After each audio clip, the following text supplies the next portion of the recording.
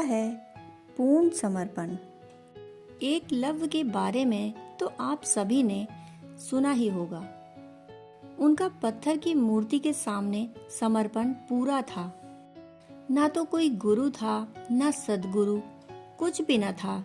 सिर्फ पत्थर की मूर्ति खुद ही गढ़ ली, अपने ही हाथों से बना ली, मगर समर्पण पूरा था।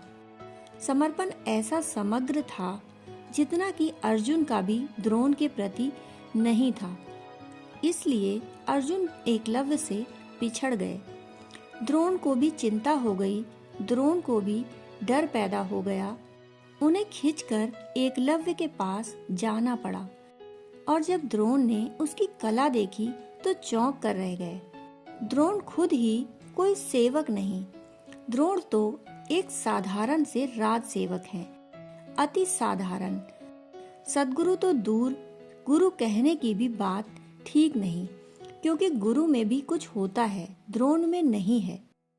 नहीं तो वे एकलव्य से अंगूठा न मांगते। एकलव्य से अंगूठा इसलिए मांगा कि एकलव्य की कला देखकर एक बात तो समझ आ गई कि उनके सारे शिष्य फीके पड़ गए। ना तो अर्जुन, ना कर्ण, ना दुर्योधन, कोई भी इस ऊंचाई पर न था। उन्हें चिंता हुई कि मेरे राजपुत्र, मेरे शिष्य पीछे हो जाएंगे।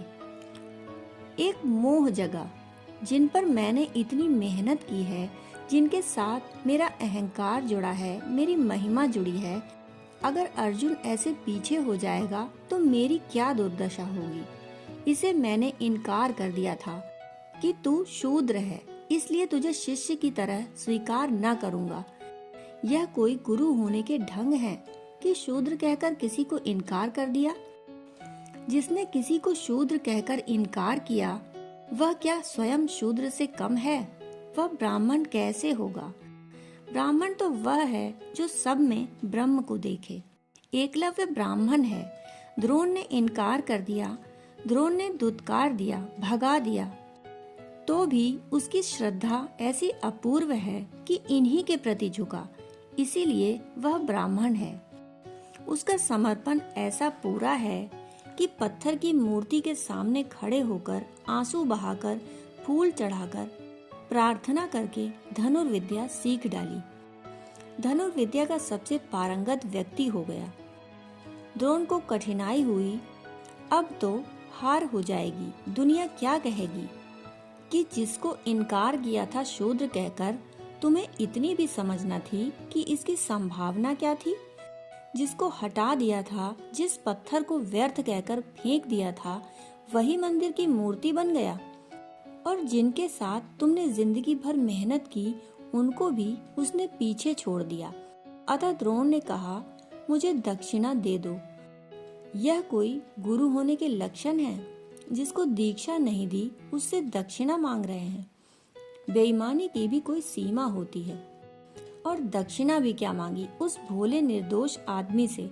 उसने कहा, हाँ मैं गरीब हूँ, मेरे पास है ही क्या, जो मेरे पास हो मैं दे दूंगा, मैं अपने प्राण दे सकता हूँ। उससे उसका दाएं हाथ का अंगूठा मांग लिया, क्योंकि बिना अंगूठे के उसकी धनुर्विद्या व्यर्थ हो जाएगी। बिना अंगूठे के वह धनुर्विद रह ही न जाएगा। और उस अद्भुत आदमी ने अपना अंगूठा काटकर दे दिया, एक क्षण भी झिझक न की। ऐसे वह ऊंचाइयों पर ऊंचाइयां पाता गया। जिस क्षण उसने अंगूठा काट कर दिया, समाधि फलित हो गई, मुक्ति अपने आप हो गई।